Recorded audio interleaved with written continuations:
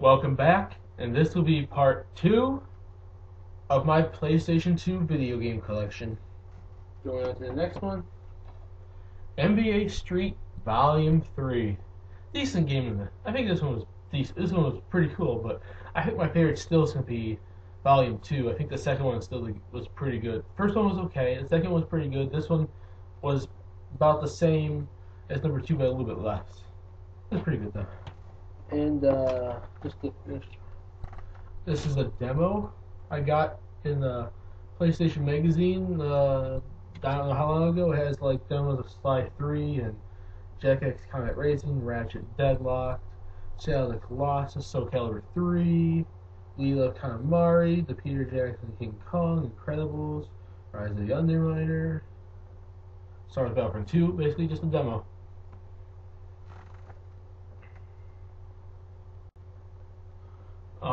Oh, and this is the PlayStation 2 online disc. I got this one. Whenever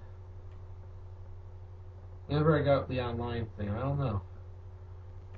Like when I got the online thing a couple years ago for the PS2, this disc starts up to get your connection set up.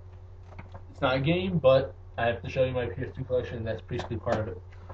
On to the next games. Fire Pro Wrestling Returns. I actually like this game a lot. It is better than the Fire Pro Wrestling 1 and 2 games on the Game Boy Advance, although those games are pretty good.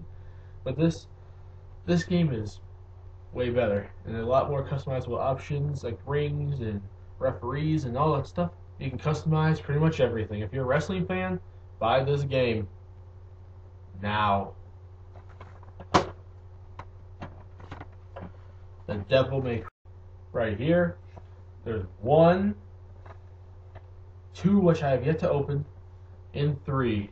I've yet to play these games that much yet. I've only barely started 1 and 3. I've yet to open even 2, but I got, when Circuit City was closing down by my house, I was able to pick up Devil May Cry 1 and 2, and I think shortly before that, I was able to pick up 3 from the same place, from the same Circuit City.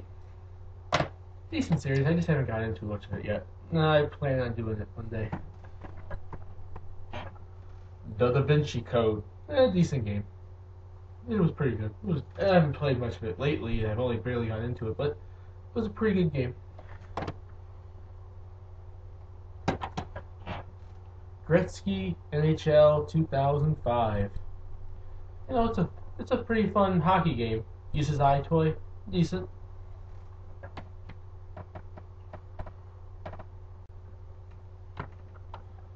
The ultimate codes that's used for Kingdom Hearts 1 and Final Fantasy X. Me and my friend used this to beat Final Fantasy X, and that's the only Final Fantasy game I've beaten so far. But I'll use this, and I did start a second file. I did start other files, and I'm playing more of those. And without these things, I'm not going to use this for that game again. And same thing with Kingdom Hearts 1. The only time I ever beat it was with these cheat codes at the end. I beat majority of the game on my own, and with the help from my friends and my cousins throughout majority of the game, helping with the Dalmatians, beating all the worlds and whatnot, finding the Dalmatians. The only thing I used this thing for on Kingdom Hearts was beating the final bosses and beating the Hades Cup, and I did end up starting another file, and I'm right at the end, and I still had to beat that one. Good thing I beat Kingdom Hearts 2 though, without any codes, and I feel even though it was easier, but yeah. But still, I still have this, and I am going to be beating Final Fantasy X and Kingdom Hearts 1 without any cheat codes at all, but I used these years ago, and now I know I really feel kind of stupid back then for using it, but I'm almost done beating Kingdom Hearts 1, and I'm pretty close to beating Final Fantasy X, like without the codes, but me and my friend used it. Yeah. Taito Legends 2. A lot of classic arcade-type games, and, you know, like Space Invaders and Dungeon Magic and Cleopatra Fortune. A few types of Space Invaders, actually. Arabian Magic. A lot of other games, actually. A lot of the games on here are fun. I've only had this for probably less than a year, around a year. But But you know, a lot of these games are actually really fun. I do actually enjoy a lot of these arcade type games. So, Metal Gear Solid 2. And it's a, you know, it's, I don't think it's the best Metal Gear Solid game in the series at all, though, but it is quite fun. I haven't played it in a while, though. I still have to beat this one. I beat number 1 and I beat number 3, which I'm going to play those games again because I think I was on easier difficulty. I was on a pretty easy difficulty, I think, when I played number 1. I don't know. I don't think it was the easiest, but I think it was close to it. Like I said on my GameCube video thing. I think it was the easiest or the second one above it. I think when I beat Metal Gear Solid 3, I did end up using it. I think not the hardest, but I think it was harder than the easiest one, though. I think. But I haven't beat this one. This one's the one I've beat, as well as the Metal Gear games from the Subsistence collection. And then there's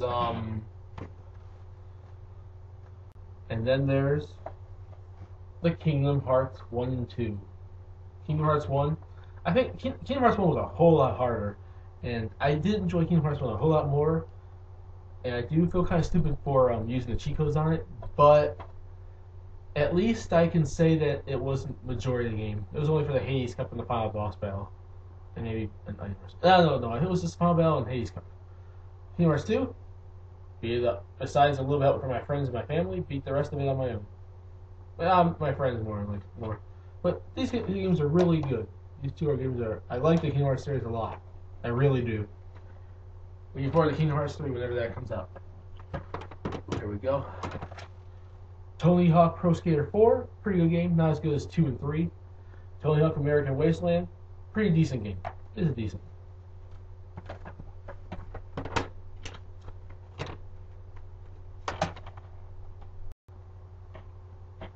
Oh. Time Splitters, the first one. Found this for like $2.99 at GameStop. It's a fun game, actually. A lot harder than the other two. There's a lot of challenges in this game there. Really hard. But to complete the Time Splitters collection, I got it, and I did play it with my friend. It is a fun game. Number 2 is better, I think, though, but for the first game in the series, really good. Decent. Strike Force Bowling. Quite a fun bowling game. Not the best one I played, but it's quite fun.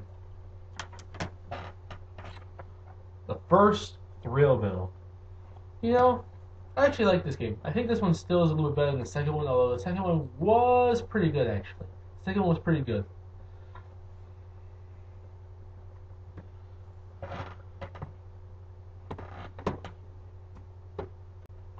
Yeah, I think I'm gonna actually have to do a part 3 of this. I thought I was gonna only do 2 parts, but yeah, there's gonna be a part 3 of this, people. Spyro the Dragon, Enter the Dragonfly. Well, it's a decent game. Actually, this one, unlike the Hero's Tale that I have for the GameCube, this one is at least a little bit more closely to the first 3 on the PlayStation 1. Pretty good. Still good game. There we go.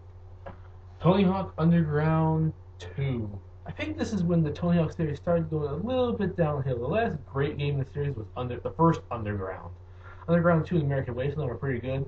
Ever since in Project A, Downhill Jam, yeah, I don't know. There's just something about those games that really do that aren't as good, I don't think.